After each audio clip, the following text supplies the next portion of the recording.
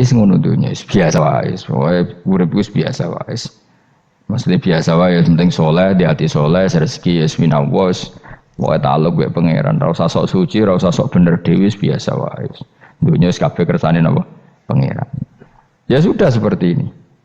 Yang soleh kaya salabah malah akhirnya suul khotimah. Padahal dulu disebut hamamatul masjid, tukang iktikaf.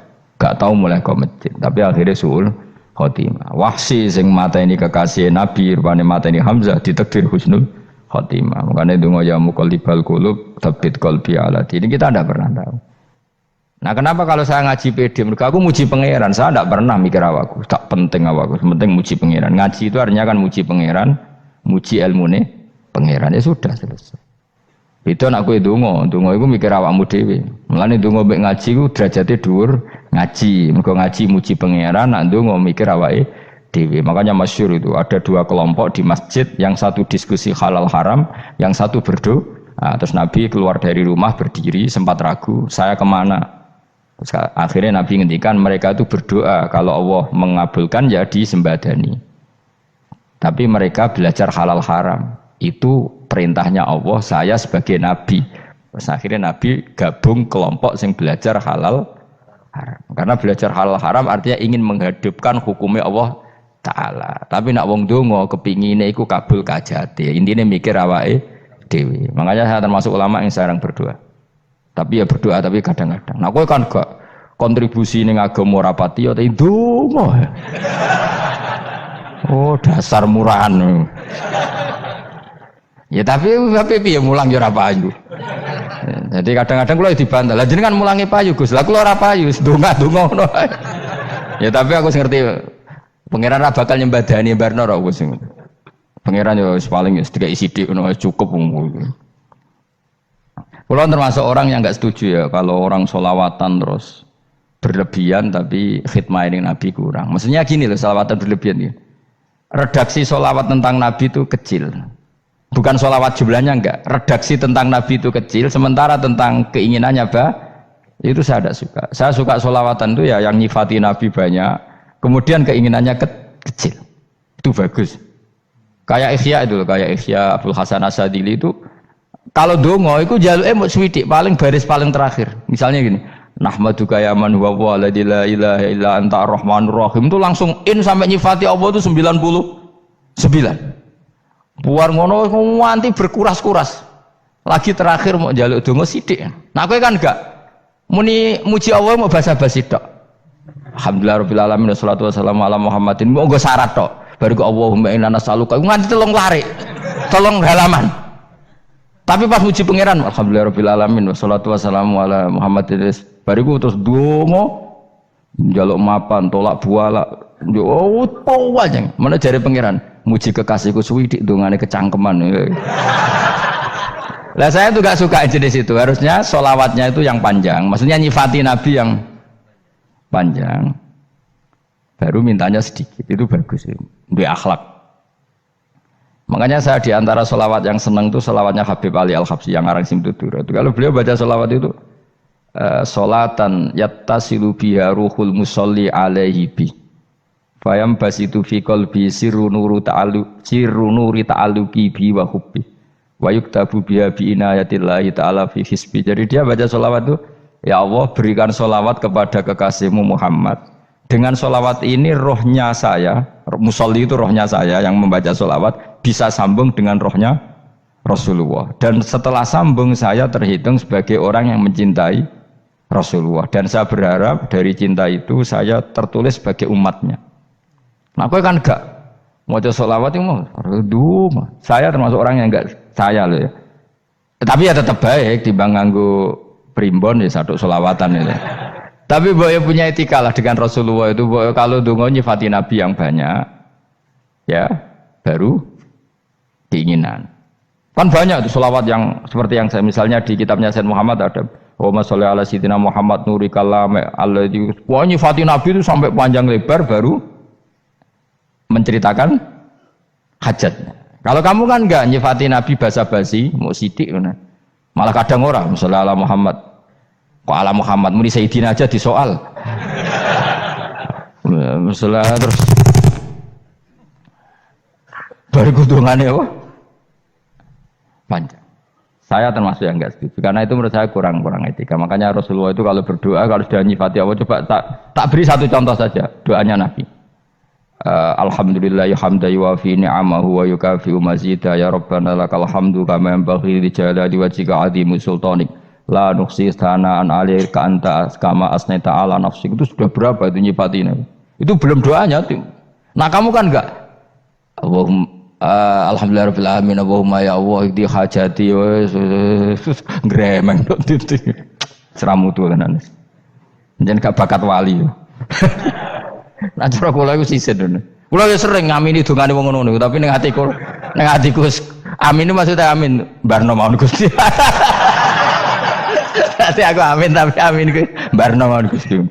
Wong ora jelas ngono berarti. Jadi aku muni amin tapi amin barno maksudnya ya Allah barno amin maksudnya.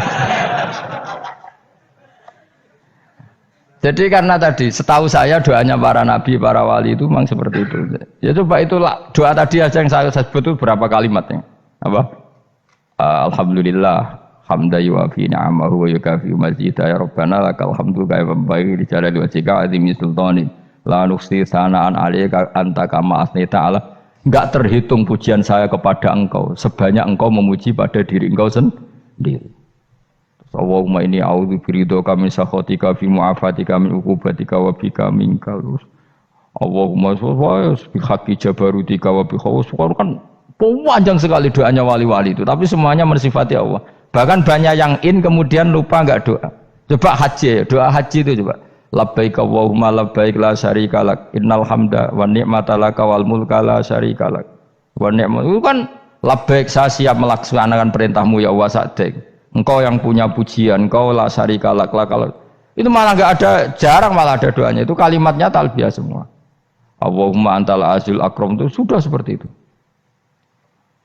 Karena tadi al-mu'min yashghaluhu sana 'ala Allah min ayyakuna li nafsihi dzakiran. Mukmin sejati adalah sibuk memuja Allah sampai lupa jatah dirinya sendiri. Nah, kowe kan gak mujine Allah basa-basi, dongane tenanan. Itu jadi makhluk aneh, itu jadi hubungan mbek pangeran itu wong aneh. Ya tapi jan ra bakat wali, ngono iku dadine ngono iku. Ya tok ngono kok mari wali kakean malah gak elit. Jadi, tapi saya mohon itu di sholawat itu usahakan jumlah paling enggak jumlah sholawatnya banyak, doanya sedikit. Paling enggak misalnya kamu tidak punya kalimat yang apa baik ya mau sholawat ping 100 itu gak ada salah biar guling-gilingan apa kita menyebut kekasihnya Allah lebih banyak ketimbang kita menyebut hajat kita sendiri ya gitulah. Paling enggak punya etika seperti itu ya. Kalau kamu enggak punya segot-segot sing keren, bacalah sholawat berapa 100 terus cerita awam Gusti utang kula kathah. Mungkin ra jawab wis roh.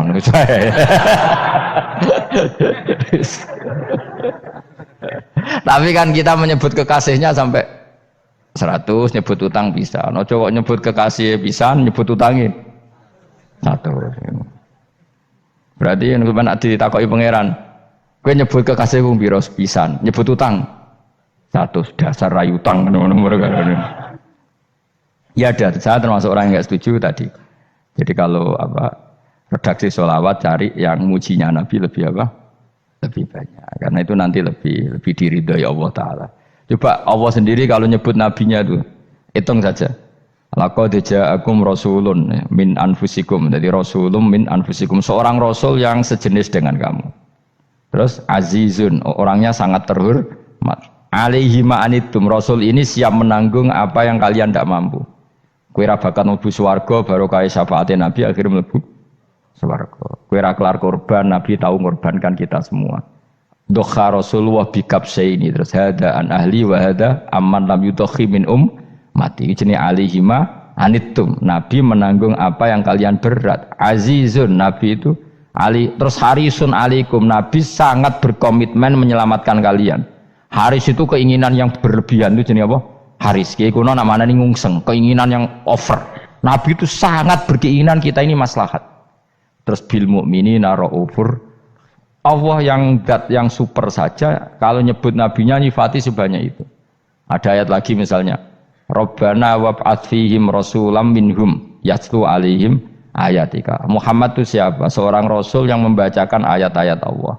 Wa yu'allimuhum, seorang rasul yang mengajari mereka alkitab wal hikmah. Wa yuzakkihim, seorang rasul yang membersihkan akhlak-akhlak kita. Jadi artinya Allah punya tradisi kalau nyifati rasul itu banyak.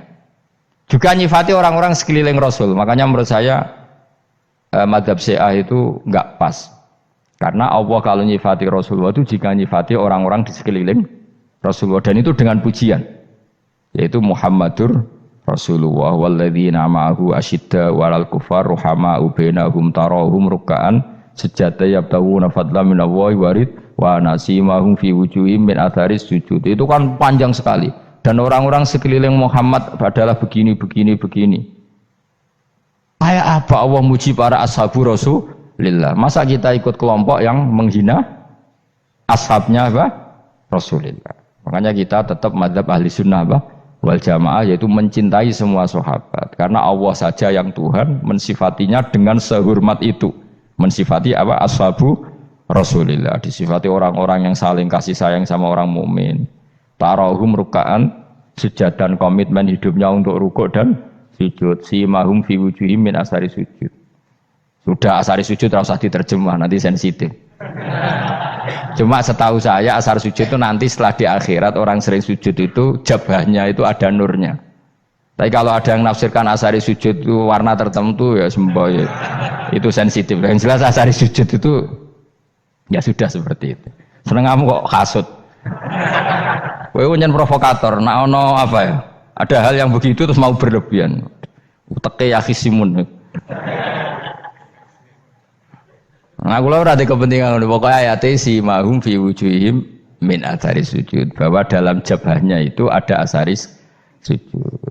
Itu masyhur kan, saya terangkan ya, tapi kowe aja sensitif loh, biasa wae.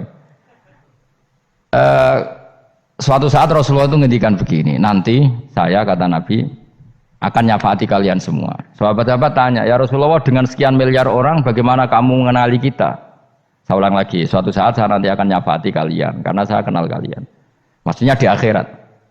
Ya Allah, di akhirat. Terus sahabat tanya, ya Rasulullah bagaimana engkau mengenali kita sementara nanti di akhirat bermiliar-miliar orang gitu.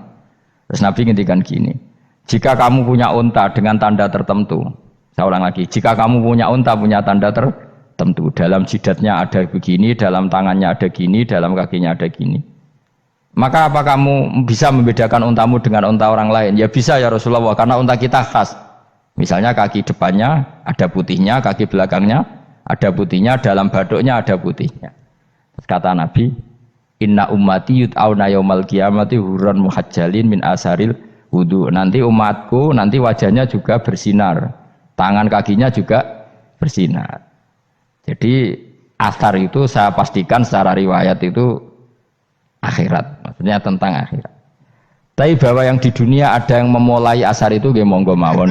Loh itu bagus kan, artinya ekspresi percepatan. Ndak apa-apa loh, daripada kok kowe ra jelas ini gitu. Maksudnya ya orang ngetok kowe pancen jarang sujud tenan. Wis ora usah sensitif, tapi yang jelas ya nanti. Ya soben kiamat ruang samu. Nanti hisab itu nanti kalau hitung hanya sekitar 3 jam. Hisabnya sak dunia itu hanya sekitar, karena malaikat itu tidak kesulitan sama sekali. Tak warai ya. Ini enggak akan salah saya dalam hal ini karena riwayatnya sahihah. Kenapa hisab itu hanya butuh rubu'un nahar, 1/4 dari siang enggak. Anggap saja siang itu 6 jam atau 12 jam, itu aja terserah. Kalau 12 paruhnya kan 6 ya. Seperti 1/4-nya berarti 3. Itu gini, jadi nanti di mahsyar itu kan yauma tabyaddu wujuh wa taswaddu wujuh. Yaudah yang kafir itu gelap, hilang, wajahnya, tubuhnya semuanya gelap. Yang mukmin itu semuanya terang. Jadi sudah yang tabyaddu wujuh wa taswaddu wujuh otomatis terus nyingkap. Terus pergerakannya itu delala yang tabyaddu wujuh itu ke kanan, yang taswaddu wujuh ke kiri. Maka kamu jangan punya sinar yang kelap-kelip, nanti kena bego yang karena nggak jelas tadi. Maka kamu harus sinarnya yang sejelas-jelasnya, ghurran muhajjalin min asaril. Bila perlu nur kamu sampai menembus langit saat itu. Makanya ketika orang mukmin sudah nurnya ada di muka, ada di tangan, masih ngendikan Rabbana atmim lana nurona karena takut masih kena bigo tadi. Karena kalau hanya wudhu tok, sikil tok kan bayangkan di miliaran orang kan bisa agak kelihatan. Tapi kalau nurnya sampai nembus langit kan itu siapa kok nurnya sampai kan malaikat langsung tahu. Lane hafal Quran, alim kan insya Allah nurnya itu. Sama zaman itu masih berdoa Rabbana atmim lana sempurnakan nur kami. Karena nanti identifikasi malaikat berdasar tadi. Kalau ada nur berarti diletakkan ashabal yamin. Kalau nggak ada nur, ashabal shimal. Nah malaikat yang dibawa bigo itu kira-kira detail nggak? Dugaan saya kalau kelap-kelip pasti kena simal. Wah ini partai kiri mesti kan. Pemenang yang wudhunya mau dulet sirah tok sidik. Karena anak madzhab Syafi'i. Sebetulnya meskipun tuh sebaiknya kalau basuh sirah itu kabeh ben ora kelip mana aneh pepesan terus dulat-dulit tok. Iku soben ya itu. Kelip. Ya sudah ya. Setelah itu kata ngendikane pangeran yu'raful mujrimuna bisimahum fayukhadu bin nawasi wal aqdam. Orang-orang pendosa kelihatan maka diletakkan di kiri. Nah sama yang orang-orang baik simahum fi wujuhim min asari sujud. Jadi ayat itu jelas tentang akhirat. Tapi kira usah terus provokasi. Seneng kamu kok ya khisimun. Maksudnya provokator gitu. Jadi nanti yang mukmin jelas nurnya. Lah nur ini nanti dengan kadar iman kamu, perilaku kamu. Ada yang kelap-kelip, ada yang. Nah, yang kelap-kelip ini orang kena bigo itu tadi. Nanti setelah kena bigo ikut ashabis simal, yang kelap-kelip disortir lagi malaikat yang bagian detail kan ada nanti. Lah ini terus ditubir neraka. Yang kafir benar-benar neraka, yang ini ditubir neraka. Nah, itu nanti ini yang ngel-ngelo Kanjeng Nabi digoleki ya ini itu. Mana sakit Kanjeng Nabi, mana ono kiai soleh darani, nek iso soleh dhewe sakit Nabi mergo terus goleki endi umatku sing kelep-kelip terus dicari disyafaati. Ya imma langsung dituruti Allah wa imma diumbasik ning neraka. Ya terserah rencanamu piye kon aku. Tapi yang jelas apa? Kiamat itu cepat sekali karena tadi ada identifikasi tadi. Makanya hanya cukup 3 jam karena tadi yang jelek kelihatan jelek, yang baik kelihatan baik. Makanya cepat. Ya araful mujrimuna bisimahum, orang pendosa dikenali lewat alamatnya yaitu taswaddu apa? Wujuh. Kalau orang baik dikenali lewat tabyadu wujuh. Nah, terus setelah nyingkir, ini ngono tak warai kiamat. Setelah nyingkir itu faduri babenahum bisuril lahu bab. Setelah tersingkir tadi terus lalu ada pintu penghalang, pintu pemisah. Nah pintu pemisah tadi yang sisi kanan langsung jadi surga, yang sisi kiri jadi neraka. Itu disebut faduri babenahum bisuril lahu bab batinu fi rahmatu wa dhahiruhu min qibalihil adzab. Yang pintu arah kanan otomatis wilayah surga, yang pintu kiri otomatis wilayah neraka. Nah problemnya ketika penutupan pintu itu dah yang kelap-kelip itu katut kemana ini yang makanya kamu jangan malok partai yang apa kelap-kelip yang nggak jelas itu koalisi kemana ya? Kalau partai besar kan iso nyalon presiden, partai kecil ini kan ikut mana ini kan sing sak ngisore 1%, 2% ini kan repot. Lo coba misalnya nur kamu 2%, berarti gelap kamu kan 98%. Kira-kira malaikat mengkategorikan kemana coba? Ayo jawab. Gelap. Loh kok ada semangat Pak? Padahal itu bagian dari kamu. Kalau satu tubuh itu sinarnya hanya 2%, kira-kira kategorinya itu partai gelap, partai terang. Kok ada semangat kok ada itu. Berarti kegaruk kemana? Kiri. Tapi bisa saja malaikat cara berpikir gini. Tapi kok ada cahayanya ya? Padahal kata Allah yang bercahaya ashabul yamin. Kan nggak ada bilang cahaya terang. Bisa saja malaikat alhamdulillah berpikir begitu. Ya nanti kita rayu saja supaya berpikir ini kan yang penting ada cahaya. Kan Allah tidak bilang terang apa kelap-kelip. Ya mungkin saja asal ada cahaya dikategorikan lahu nur, punya apa?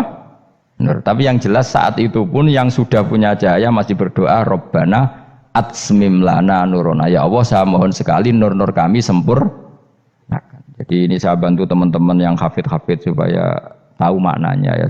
Dan yang nggak hafid ya dengar ya. Kalau nur itu penting. Makanya Nabi itu kayak apa? Nabi itu orang super. Itu kalau ngendikan wa al min fauqi nuran wa min tahti nuran wa an yamini nuran wa an simali nuran, sampai terakhir Nabi masih mendoa untuk dirinya waj'al li nuran, dan semua tubuh saya jadi nur. Jadi Nabi sudah gitu kan. Ya Allah, jadikan sisi depanku nur, belakang kami nur, kanan nur, kiri nur. Terakhir itu apa? Waj'alni nuran, dan doa semoga semua tubuh saya jadi nur. Itu termasuk doa yang sering saya baca. Karena saya takut kelap-kelip tadi, ini bahaya ini kalau malaikat. Saya tidak tahu cara berpikir malaikat tadi. Apa ngitung 98% maka dikategorikan apa? Gelap. Apa dihitung nurnya saja? Wong instruksinya Allah kan yang ada nur ashabul yamin. Meskipun kelap-kelip kan punya nur. Saya tidak tahu nanti ikut 2% ikut mana kalau di partai koalisi itu. Ya, ikut yang menang biasanya, ikut yang apa? Ya paham ya, makanya saya mohon kalau wudhu itu usahakan sempurna, terutama wudhu sholat.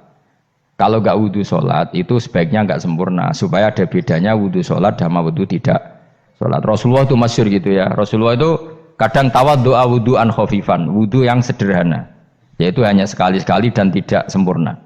Ketika ditanya as-sholat ya Rasulullah, tidak. Misalnya saya habis makan, mau tidur biasanya ya wudhu, tapi tentu tidak perlu sesempurna kayak wudhu sholat, biar ada bedanya. Rasulullah juga gitu, beberapa kali beliau wudhu tapi tidak sesempurna wudhunya untuk sholat. Masyhur itu di riwayat tawaddu'a wudhu'an khafifan duna wudhu'ihi lis sholat. Tapi kalau wudhu untuk sholat asbaghal wudhu, menyempurnakan wudhu. Jadi supaya ada bedanya wudhu sholat dan wudhu tidak sholat. Saya gak wong ora iso ngaji podo kabeh. Abu Bakar ya gitu. Ana wong poso sunat kok nyediakno buka, dimarahin. Istrinya pernah nyediakan buka beliau untuk puasa sunat. Itu embernya dipecahi Mbak Abu Bakar. Ditanya, kenapa gitu? Apakah kamu akan menyaingi Ramadan? Jadi gak boleh memperlakukan puasa sunat kayak Ramadan. Ya biasa saja kalau puasa sunat kok wah buka kolak apa. Ramadannya ya iri tuh, ini gimana kok saya disaingi ini. Jadi kabeh itu ada proporsinya, ada apa? Makanya megang Quran ya wudu, megang wudu. Nah, tapi gitaran terus wudu, pengiran tersinggung. Piye kok menjegal gitar wudu? Jadi gak boleh kebaikan disaingi itu juga gak boleh. Bapak gue sergap wudu sampai nyekel gitar. Yo, Quran tersinggung, wah semen ibu gak sembunyi kan. Malaikat panitia kan ya tersinggung. KB itu kan ada proporsinya apa? Ada proporsinya. Itu hebatnya Rasulullah. Jadi kalau beliau wudu, bahkan wudu itu wudu li sholat sama tidak sholat itu. Misalnya sholat sunat itu kamu mampu ngadeg boleh nggak duduk? Boleh. Kalau sholat fardu nggak boleh, biar ada bedanya. Fardu itu spesial, nggak boleh, harus berdiri. Kalau sunat pun harus berdiri. Fardu tersinggung, iya sunat kok nyaingi aku kan gitu kayak. Ya makanya sholat fardu wajib berdiri ya. Sholat sunat boleh duduk meskipun mampu loh ya. Nggak boleh sama. Sholat sunat pun harus berdiri. Berarti ada sunat menyaingi fardu. Ya jelas ya, jadi aturan main itu harus jelas, nggak boleh. Makanya Abu Bakar itu nggak mau kalau ada orang puasa sunat kemudian apa? Abdullah bin Mas'ud lebih parah, dia itu tukang nyuwepeng orang yang selalu sholat duha. Makanya saya itu duha itu jarang, karena takut kena sweepingnya siapa? Abdullah bin Mas'ud. Itu ada orang khusyuk tiap hari duha, disweping sama dia. Apakah kamu menjadikan sholat ini jadi fardu? Kok mbok lakoni bedino? Awas nampak lakoni bedino. Daerah akhir duha dilakoni bedino. Perkara ini butuh duit. Itu kalau zaman Abdul Mas'ud kena sweeping apa? Karena berarti menandingi fardu. Yes, kira usah anut ilmu ku bahaya itu di sensitif. Cuma ini kan ilmu tetap tak utarakan. Biar kamu tahu, nggak boleh fardu disaingi itu nggak. Coba kan banyak ketentuannya tadi. Contoh paling gampang itu apa? Kalau sholat fardu boleh, nggak boleh apa? Duduk. Sholat sunat boleh duduk. Sholat sunat boleh di kendaraan sesuai jalannya kendaraan. Aynama tawajjahat bi rohilatu. Kalau sholat fardu, kalau kamu naik unta harus turun untuk memastikan di kiblat. Jadi banyak sholat sunat kamu dalam keadaan najis sudah tidak boleh dilakukan. Kalau sholat fardu, karena saking pentingnya fardu, meskipun dalam keadaan najis tidak menemukan alat sesuci harus tetap sholat. Jenenge sholat dihormatil waktu, karena nggak boleh fardu ditinggalkan. Meskipun nanti harus iadah. Karena nggak boleh mengalahkan fardu meskipun itu oleh najis.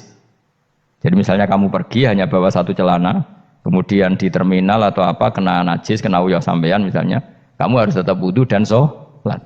Karena nggak boleh fardu ditinggalkan. Meskipun nanti harus iyadah karena sholat kamu tidak sempurna.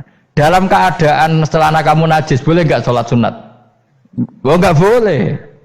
Karena kalau fardu itu darurat memang sesuatu yang harus maka dilakukan. Tapi kalau kamu dalam keadaan nggak suci nggak boleh melakukan sholat apa? Sunat. Karena fardu itu spesial apa? Spesial. Bukan kalau terus nanya. Wamtazil yauma ayyuhal mujrimun. Ya, jadi orang mujrimun harus terpisah dari orang apa? Mukmin. Dan yang keharusan itu ketika di surga. Tapi kalau di dunia ya boleh muamalah boleh. Ya muamalah yang halal maksudnya. Infaridu tegese misau sira kabeh ana mukminin sing pira-pira mukmin intakhtilatihim. Nalikane campure kufar utawa al mujrimin bihi kelan al mukminin. Utawa rujuke balik boten napa. Maksudnya rujuke diwalik ge sami intakhtilatihim mukminin bihi kelan kufar utawa kufar ning mukminin. Alam ahad ilaikum ya bani Adam. Alam ahad ana ta ora merentano ingsun ilaikum maring sira kabeh. Amurkum tegese ana ta ora merentano ingsun kum ing sira kabeh ya bani Adam ya bani Adam. Ala lisani rusuli ing atase lisane para utusan-utusan ingsun. Bukankah saya telah merintahkan kamu wahai Bani Adam Allah ta'budu setan. Yen ta ora menghamba sira kabeh asetan ing setan. Ngendikane pangeran kowe ijek kanut setan cek nemen nih. Bukankah sudah saya perintahkan kamu tidak boleh diperbudak napa setan. Maknane la tutiu tegese aja taat sira kabeh ing setan. Inna sak temene setan laku maring sira kabeh aduun musuh mubinun kang jelas. Bayinul adawati banget musuhane. Lah wong setan musuhmu kok malah mbok nut bocah kok sarap ngono. Karwan musuh kok di nut. Anut ya pangeran mergo Allah wali fid dunya wal akhirah. Wa ani buduni lan yen to nyembah sira kabeh ni ingsun. Wa anstune kelakuan budu nyembah sira kabeh ni ingsun wahidu tegese nglakoni tauhid sira kabeh. To mengesa kana sira kabeh ni ingsun. Wa ati ulan taat sira kabeh ni ingsun. Harusnya kita hanya ibadah ning Allah Subhanahu wa ta'ala karena dia yang menciptakan kita, tempat kita kembali. Setan itu tidak siapa-siapa, makhluk yang hina, yang lemah. Kok kowe malah taat ya ning gone zat sing super, sing gawe kita, sing memberi rezeki kita dan zat yang kita kembali. Hadza utawi iki maksudane taat ning Allah taala. Hadza ai al-madkur min taatillah iku siratun ku dalan tariqun tegese dalan mustaqimun kang